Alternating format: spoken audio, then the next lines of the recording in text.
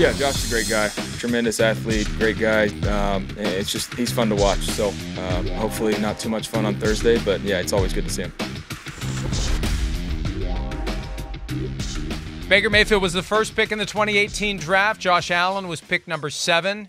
Allen and Lamar Jackson, the last pick in that round, the two that have clearly stood out. We mentioned Sam Darnold earlier. He was the third pick. Josh Rosen, he who shall not be named. It's an opportunity for Baker Mayfield. It really is. And, you know, the Bucs started 3-1. They've lost a couple in a row. They look a little sluggish offensively. Baker Mayfield said this week that they're realizing they're not a run-first offense, which is kind of a little slap at the quality of their running backs. Yeah. But, you know, this is an opportunity. This is a selling point. It's Baker Mayfield versus Josh Allen. Not the sizzle it would have had a few years ago, not the sizzle we ever would have expected it to have, but that's a subplot here. The bigger issue is, can the Bills get back to that team we saw 3 straight weeks against the Commanders, the Raiders, the Dolphins? Can they do that again? Can they get back to that? Because it's been 3 weeks since then. Even though they won one of those games against the Giants, they haven't looked like the team that was dominant for 3 straight weeks. No, I don't know. I don't think they can get back to that right now. I don't. You know, they might look good tonight. And we'll see how it plays out. I do think the Bucs pose some problems for them, but I think there's too many injuries on their football team, especially on the defensive side of the ball, that makes me think that they can't do that. Whether it's corners being banged up, of course, Matt Milano, the best player in their team not being there, right? They got other issues at the linebacker position. Ed Oliver, he might play tonight, but I doubt he'll be 100%. He's dealing with some sort of turf toe issue. They got other guys that are banged up along the defensive line and not totally healthy. They got the problems of the offense, right? So, I worry about it. I don't expect to see the same team we saw in that 3-week run where we went, man, did the Bills got it this year? Is this a team that's going to be like this all year long? No, I kind of expect to see the Bills that we saw the last few weeks. I do. In a game like this, the Buccaneers defense is pretty damn good. It is. And then here we got a game tonight where, Vita Vea's a little banged up, and that'll be something to watch for as far as if he can play. But, this is a game, nobody really runs on the Bucs. I mean, nobody. It doesn't matter who it is. So I don't expect the Bills, who don't really run that well anyways to begin with, to start that tonight. This is going to be a formidable challenge. We saw this Bucs defense. Hey, last week we know they played good against Atlanta, but hey, the week before that it wasn't easy for Detroit. Detroit scored 20 points, and it was hard work scoring 20 points, and one of those, they got the ball at like the 4-yard line on an interception and couldn't get in the end zone. So they're going to pose some problems. So between the banged-up nature of the Bills' defense, which has totally changed it and made them different, and then the struggles of the ongoing struggles of the Buffalo offense, like we talk about, it seems like every week, because you and I, who have been saying this, for now 2 years, I feel like the rest of the world is starting to realize, wait, there really is nothing with the Buffalo offense other than Josh Allen and Stephon Diggs. What else is there to defend? And it's going to be tough to mess with the Todd Bowles defense like that with just those 2 guys as the only threat that they're really worried about through the game planning all week. Here's Josh Allen and Stephon Diggs from earlier this week talking about the offense appearing to have lower energy than it's had in the past. The last few weeks, really after week 2, I've been trying to find a zone where I get myself into throughout the game, try to stay as low as possible because I feel like I perform better that way. But, maybe I gotta be more upbeat and be a voice and be a little bit more loud. When you look at the things that are fun, I think fun is scoring touchdowns. We haven't had too many touchdowns. We got to go out there and execute, and I think execution breeds energy. You want to get excited, we can go to the local ice cream shop. But for us, I feel like more so just executing at a high level. The more we get back to executing and playing how we can play, of course, you'll see a lot more energy because execution brings energy. Josh Allen's comments, and we talked about them yesterday briefly, it's almost like his press conference was a therapy session where he's talking. They've been like that a lot lately. Should I have low energy? Should I have high energy? Like, not only are they putting all of the physical requirements on Josh Allen, they're putting the mental requirements on him too. And I said this not flippantly on Monday. They need to have some sort of a sports psychologist come in and have a session with the entire offense and all the coaches, because something's wrong here. Whether it's in Josh we trust and in him we trust too much, whether it's we have no identity, we're too impatient, we just think we're going to flip a switch and score 30 points, and when we don't, we get frustrated and we press and we get away from our foundational aspects of our offense. Chris, I've been saying this all week. They should trade for Derrick Henry. You want to give that offense an identity and a kick in the ass for the rest of the year? Bring in Derrick Henry and give him the ball 25 times a game, and then play action's going to open up, and everything else that you're trying to do is going to be there because you got a guy you can hand the ball to and let Josh Allen step out of the way. They need to do something, whether that's Derrick Henry, another receiver, something, There's not enough there, as we've discussed, and, as a lot of people in football really think. There's not enough there. When I talk to other people around the NFL and the Bills come up, they always, it just seems like it's all on Josh Allen there. Always, 100%. Their team's good, they're coached well, but I don't know if there's enough there for them to be, a top-tier football team. Man, it's all Josh Allen. It's constantly, It's if you watch them on film, I don't know how you can think any other way, right? And, so, Mike, I don't know if they can even turn themselves into a running football team at this point. Your point about Derrick Henry I don't think is wrong. I just don't know if it's in them to do that because, running the ball and that attitude gets instilled in OTAs and then carries over to training camp. And they seem more obsessed with throwing the football. So I would be like, no, get another receiver because that's what you want to do.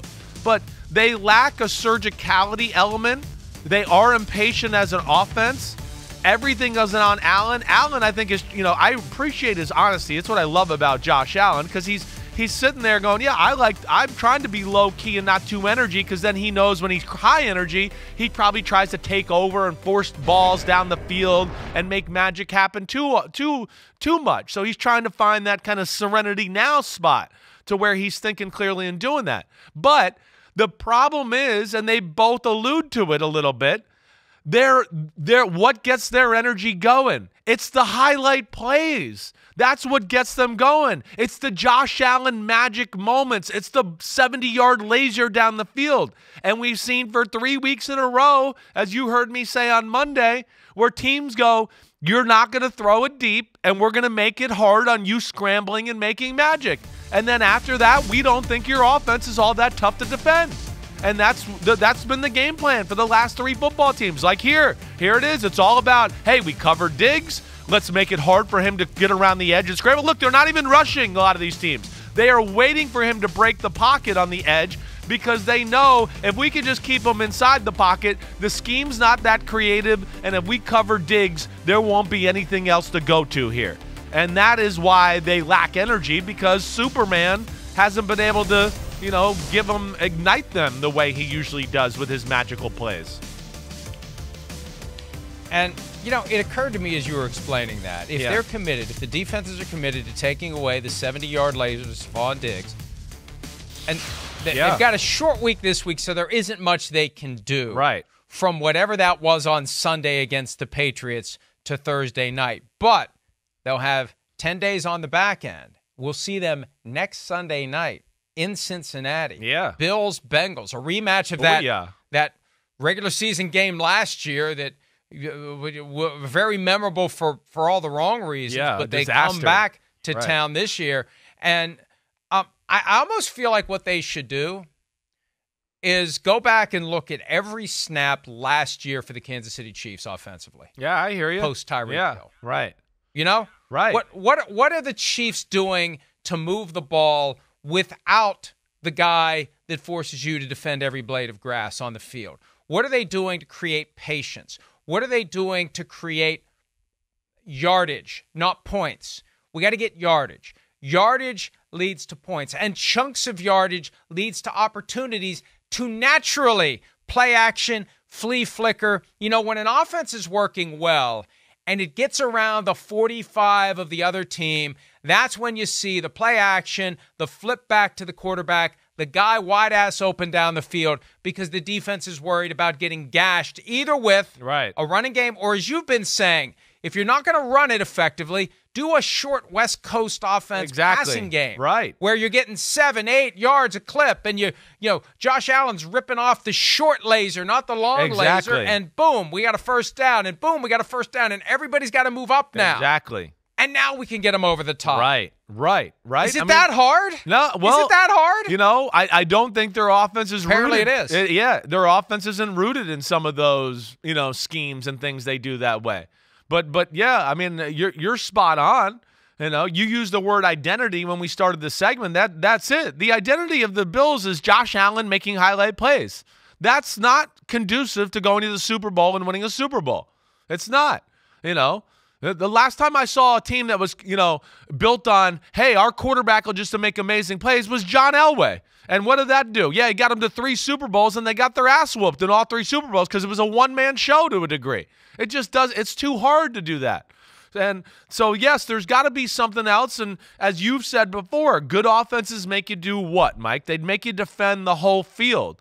And right now with the Bills, it's just like defend Diggs and don't let Allen out of this little area here, and there ain't a whole lot to defend. And that's where they got to go back to the drawing board and, yes, become masters of something that makes a defense bend to that element, then to open up the rest of the offense. Learn how to play Diggs off of Gabe Davis. Learn combinations. How do you think the Chiefs get the ball to Travis Kelce every week?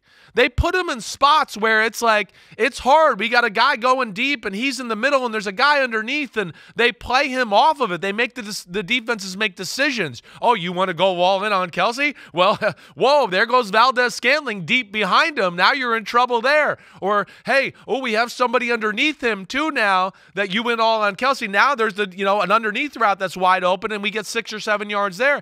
There's just not enough of that, toying with the defense that way, and that's where it's got to change for the Buffalo Bills. And we'll see if it can do it tonight.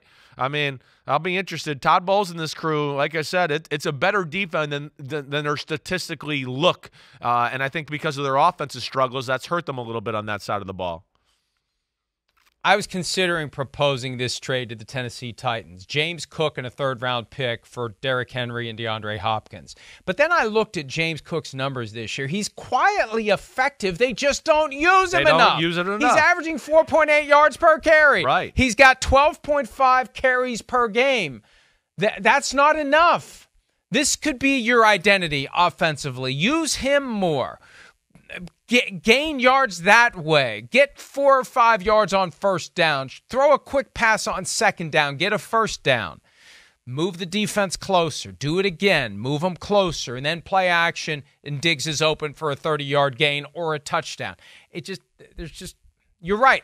They're constantly looking for the Josh Allen laser beam, highlight reel, and they feel like, it's like you're in the dark looking for the light switch. And if we could just find the light switch once, everything will be fine. And I've had people up there tell me, and I'll put his name out here too because I think he has no problem with me saying this. Devin McCourty would tell you the same thing because he's talked to players up in Buffalo. They have a feeling, or at least they did last year, and I would think they do this year, that if Allen can't take over the game, that, yes, they're not sure they can win a game. That's a very real feeling up there. And I think that's got to be true again into this year. I don't know why it wouldn't be. And it certainly seems that way right now. So we'll see where it goes. And, yeah, is their defense good enough to hold down the fort as they figure this out? That's going to be the thing. Hopefully the defense can play at a high level to where the offense tinkers and tries to find a new formula here that they can still win some of these football games, right? And that'll be interesting to see too tonight. The Bills defense is well coached, but with the injuries and all that, they lack some firepower. But the Bucs offense is certainly nothing to write home about and has their own issues here. And, it'll be interesting. It's a good Thursday night football game with, I think, a lot of good storylines and, some big-time players on the field that certainly could sway the game in one way with a big play, outside of the schematics that are laid out there by the coaching staff. And as the Bills try to fix this, Chris, They're not going to benefit from being hidden among the cluster of 1 o'clock Eastern games.